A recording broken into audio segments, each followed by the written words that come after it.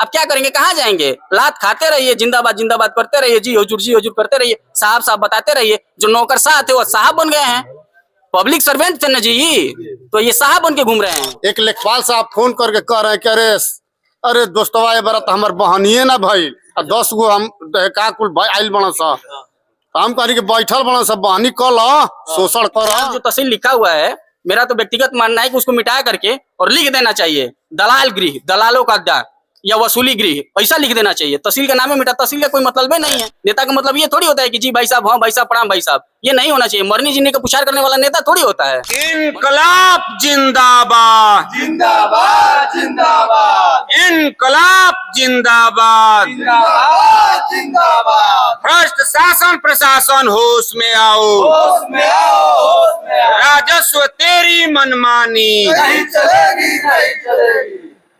बैजलपुर में घटना हुई, ये हमारे और आपके लिए दुखद हो सकती है। हमारी संवेदनाएं उस परिवार के साथ हैं, सिस्टम के लिए दुखद नहीं है। उनके लिए तो एक अच्छी लॉटरी की व्यवस्था है कि एक व्यक्ति मर गया, दूसरा व्यक्ति मरेगा, उसमें भी हम अपनी दलाली कमाएंगे। आपका स्वागत हो संजू भाई, क्या कहेंगे? बहुत बहुत धन्यवाद। वो कहना क्या, ये दुर्भाग्य स्थिति है। धरना पे बैठना, अनशन पे बैठना कोई सौभाग्य का विषय थोड़ी होता है कि जिसपे कुछ कहा जाए। तो दुर्भाग्य है कि बैठना पड़ रहा है, अच्छी बात थोड़ी है, ये दुखद है। धरना पे लोग सत्याग्रह या आमरण अनशन या आंदोलन तब हुआ करते थे जब हमारे यहाँ अंग्रेज थे, जब हमारे यहाँ ईस्ट इंडियन कंपनी का राज हुआ करता था।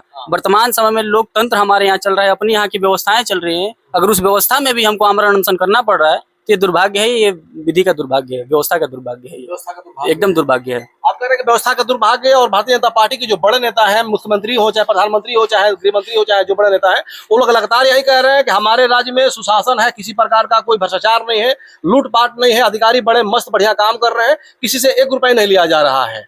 किसी भी पार्टी पे या किसी भी सत्ता पे, किसी भी दल पे मैं कोई कमेंट नहीं कर सकता हूँ। जिसको लगता है कि व्यवस्थाएं सुचारू रूप से संचालित हो रही हैं, उसको यहाँ आकर देखना चाहिए।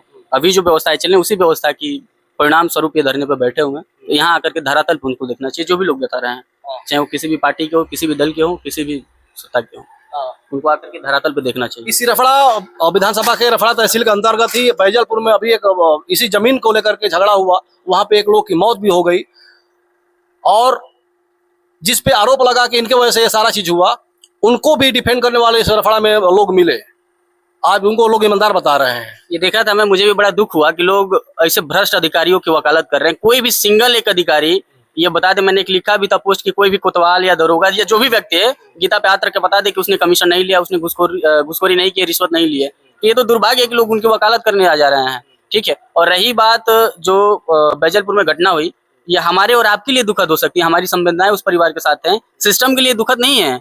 उनके लिए तो एक अच्छी लॉटरी की व्यवस्था है कि एक व्यक्ति मर गया, दूसरा व्यक्ति मरेगा, उसमें भी हम अपनी दलाली कमाएंगे, ठीक है। पैसे मिल रहे हैं ना उनको, चाहे वो कोतवाल हो या फिर नायब हो या फिर यहाँ के कानूनगो हो या फिर यहाँ के लेखपाल हो, इन्हीं लोगों की लापरवाही थी ना। अगर जमीन का निपटारा समय से हो गया होता, संवैधानिक तरीके से हो गया होता, तो वहाँ किसी तरह की हिंसा नहीं होती। अगर हिंसा नहीं होती तो आज जो भी व्यक्ति मरा है वो हमारे बीच होता, अपने परिवार के बीच होता, सुखद जिंदगी का जो है कि अपना व्यक्तित्व करता हो। लेकिन इन लोगों की लापरवाही के चलते उसकी जान गई है। तो हमारे और आपके लिए दुखद है, उनके लिए दुखद नहीं है। उनके लिए पैसा आ रहा है, वही बस दुखद है। और वर्तमान की स्थिति तो ये हो गई है, स्थिति तो पूरे जिले की है ये, लेकिन जिले में नहीं प्रदेश में अगर देखेंगे सबसे भ्रष्ट तहसील का अगर कहीं नाम लिया जाएगा तो वो रसना तहसील सबसे ऊपर आएगी। यहाँ की स्थिति ये है कि जो हमारे यहाँ कहावत होती थी ना, बर मने चाहे कनिया हमके दक्षिणा चाहिए, वो स्थिति यहाँ की है। और यहाँ वसूली का ये मानक हो गया है कि ये जो लेखपाल और कानूनगो लोग हैं, जो भी खास करके राजस्व विभाग है, तो सभी विभाग, राजस्व विभाग, इनको जा करके किसी चकले पे बैठ करके वसूली करनी चाहिए। वसूली का इतना शुमार इनको चढ़ गया है, ठीक है। एक मुझे शेर याद आ रहा है कमलेश भैया कि यहाँ शीशे की अदालत है, यहाँ पत्थर की गवाही है। शीशे की अदालत है और पत्थर की गवाही है। यहाँ सिपाही ही मुल्जिम है और मुल्जिम ही सिपाही है। जिसको यहाँ का रक्षक बनना चाहिए वो भक्षक बन के बैठा है, ठीक है। तो ऐसी व्यवस्था से कोई उम्मीद ही नहीं की जा सकती है। संजू भाई, आश्चर्य सबसे बड़ी ये इस बात की हो रही है कि धनंजय भाई भारतीय जनता पार्टी के नेता है और 20 वर्ष से बता रहे हैं कि मैं इस पार्टी का सेवा किया हूं, और उसी पार्टी की आज सरकार है, और इन्हीं को आज अनशन बैठना पड़ रहा है। 2 दिन अनशन बैठे हैं और अन्न भी त्याग दिए हैं, और अब तक किसी प्रकार का कोई नेता यहाँ का रफड़ा का क्षेत्र का नहीं आया इनका सपोर्ट करने के लिए, इनका सहयोग करने के लिए और इनकी बात अधिकारियों को सुनाने के लिए। ये देखिए, किसी पार्टी दल से मैं हमेशा सुपर सूट के बात करता हूँ। पार्टी के नहीं आए अलग विषय है, उनको भी आना चाहिए। लेकिन जो यहाँ के सत्ता पक्ष के लोग हैं उनको भी आना चाहिए। वर्तमान में जो जनप्रतिनिधि उनको भी आना चाहिए, जो विपक्ष के लोग हैं उनको भी आना चाहिए। उनकी भी भूमिका बनती है। जब सत्ता आवारा हो जाती है तो विपक्ष को सड़कों पर उतर जाना चाहिए, तो उनकी भी जिम्मेदारी बनती है। तो गलती तो सबकी है, नेता विहीन तो रसना है ही है, इसमें कहीं से दो राय नहीं है। सबको आना चाहिए था। रफड़ा नेता विहीन है, एकदम नेता विहीन है, रसना एकदम नेता विहीन है। यहाँ सिंगल कोई नेता नहीं है जो किसी शोषित की आवाज सुने। आज ये बैठे हुए हैं, किसी दल से हो, किसी पार्टी से हो, किसी विचार परिवार से हो। मैं इनको दल पार्टी जान के नहीं आया हूँ। मैं ये जानता हूँ कि धनंजय भैया पूर्व में छात्र नेता रहे और छात्र नेता से हमारा व्यक्तिगत संबंध होता है, क्योंकि छात्र नेता ही वर्तमान परिवेश में ऐसा है जो हर समस्या पे मुखर हो रहा है, हर जनता की समस्याओं पे लड़ रहा है, ठीक है। और उससे ये हमारे अच्छे सहयोगी है, बड़े भाई हैं हमारे हर सामाजिक कार्यों में, चाहे मैं धरना प्रदर्शन करूं या फिर कहीं किसी का सहयोग करूं, सब में इनका अच्छा सहयोग रहता है। इस नाते मैं आया हूं, ना कि किसी दल और पार्टी के नाते। ठीक है, देखिए संजू भाई बड़ी अच्छी बात कहे हैं कि यहाँ पे किसी पार्टी से मतलब नहीं है। रफड़ा बड़ा नेता विहीन हो चुका है। एक भी नेता ऐसा नहीं है जो जमीनी मुद्दों को उठा करके और अधिकारियों को नकेल कर सके, अधिकारियों से जवाब कर सके, सवाल कर सके आखिर यहाँ पे ऐसा क्यों हो रहा है। तो जनता के लिए यहाँ पे कोई नहीं है। नेता को कभी याचक नहीं बनना चाहिए।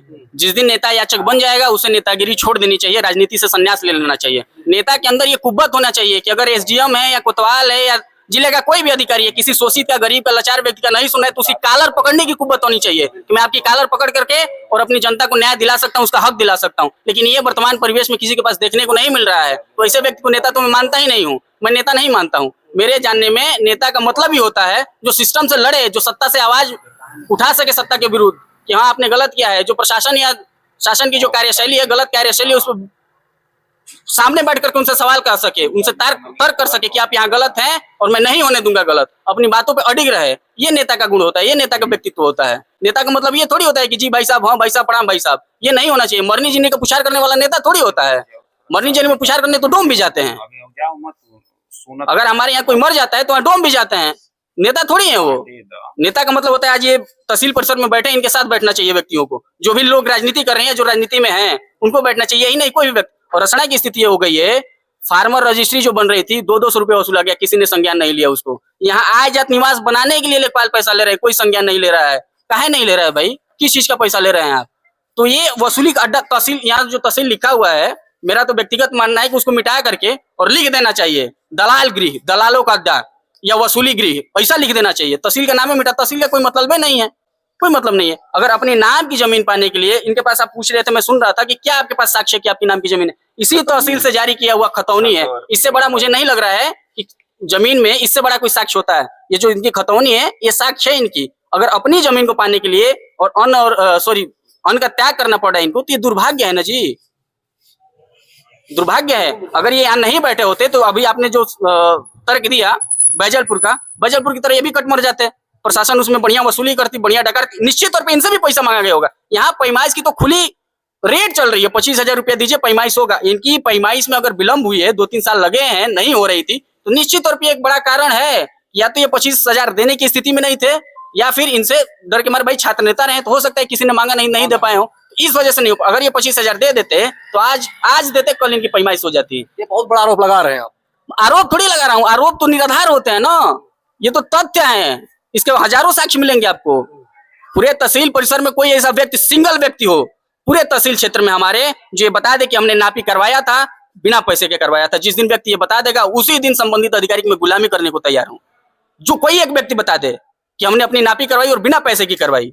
ये नापी की तो बात छोड़ी, एक छोटा सा काम करवाया हमने और बिना, यहाँ तक कि इंतखाब का जो मानक होता है, जो पैसा होता है, लीगल पैसा, उससे अधिक लिए जाते थे। आप जाने होंगे एसडीएम बड़ा टाइट हुए थे इस पे, डीएम बड़ा टाइट हुए थे, तब जाकर के संभवतः कम हुआ है। मुझे नहीं लग रहा था कम हुआ, क्योंकि इधर में आया नहीं था, तो ये चल रही थी। तो एक छोटे से कागज के लिए पैसा लिया जाता है यहाँ, अधिक पैसा, बताइए 20 रुपये लिया जाता है।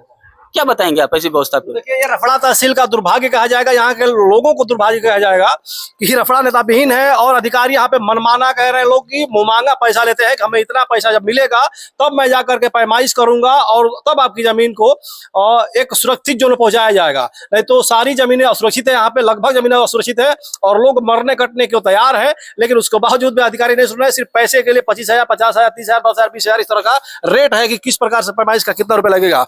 देखिए, इधर सत्या भाई है, ये भी युवा नेता है, छात्र नेता है और लगातार युवाओं की और इस प्रकार के पीड़ितों की आवाज उठाते रहते हैं। क्या कहेंगे सत्या भैया, इस प्रकार के मामला लगातार रफड़ा में देखने को मिल रहा है? मरता क्या नहीं करता। अब हम लोग धनंजय भैया के समर्थन में हैं। इनके लिए जहां तक लड़ेंगे, इनके साथ हम लोग रहेंगे और दम जोर शोर से हम लोग, और पूरा हमारी टीम है, पूरी लड़ाई लड़ेगी। संजीव भाई ने एक बात कह रहे थे कि 200 रुपया फार्मर रजिस्ट्री हो रहा था। मैं देखा हूँ एक लेखपाल साहब फोन करके कह रहे हैं कि अरे दोस्तवा ये बरा तो हमार बहनिए ना भाई 10 गो हम का कुल भाई आइल बना सा। हम कह रही कि बैठल बना सा बहनी कल शोषण कर अपने चौराहे की घटना है। अब इससे ज्यादा क्या कहें, हम लोग तो अब अधिकारी से लड़ जाएंगे तो आपके ऊपर मुकदमा हो जाएगा। अधिकारी से मारा मारी हो गया तो आपके ऊपर मुकदमा होगा। मेरे ऊपर हुआ है, सरकारी काम में दाम बाधा और मैं अधिकारियों से लड़ा, सच्चाई के लिए लड़ा, तभी भी मेरे ऊपर मुकदमा हो गया। अधिकारी मारेंगे भी और मुकदमा भी लिखाया जाएगा। आपको याद होगा वर्षों पहले जो घटना हुई थी, हमारे ऊपर हमला भी हुआ, हमारे ऊपर मुकदमा भी लिखवाया गया। और वर्तमान की स्थिति ये है कि इसी तहसील परिसर से सीओ साहब का मेरे पास नोटिस जा रहा है कि आप अपनी ला करके और मेडिकल रिपोर्ट सबमिट कीजिए। कितना हास्यास्पद विषय है ये कि मेडिकल, सबको पता है कि मेडिकल प्रशासन कराती है। हमने अपनी सारी मेडिकल रिपोर्ट प्रशासन को दे दी, प्रशासन हमारे साथ गए मेडिकल करे, फिर हमको नोटिस दिया जा रहा है कि आप आकर के मेडिकल दीजिए। मेरा मेडिकल ही गायब हो गया फाइल से।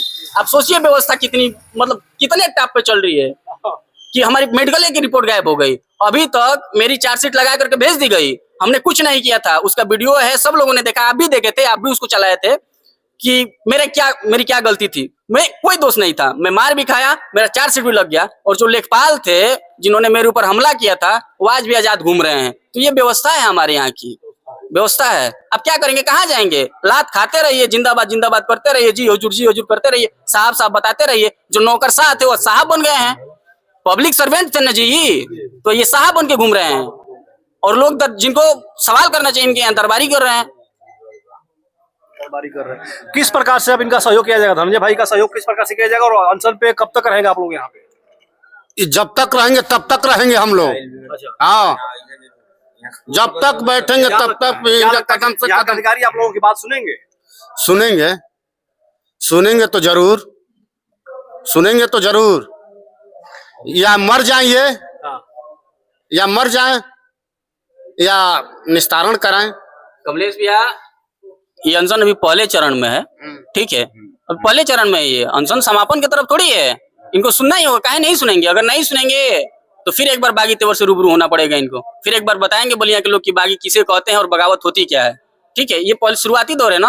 और प्रशासन के पास 24 घंटे का अल्टीमेटम हम लोग तो स्पष्ट दे दिए हैं। आज ले लीजिए, आप कल रविवार को ले लीजिए। अगर सोमवार तक, रविवार आखिरी डेडलाइन है आपकी, अगर रविवार तक आप निस्तारण नहीं करते हैं तो सोमवार को स्थिति कुछ और होगी। यहाँ यानी कि विकराल रूप पकड़ेगा, एकदम विकराल रूप पड़ेगा, एकदम विकराल रूप पड़ेगा, उसमें कहीं संदेह नहीं है।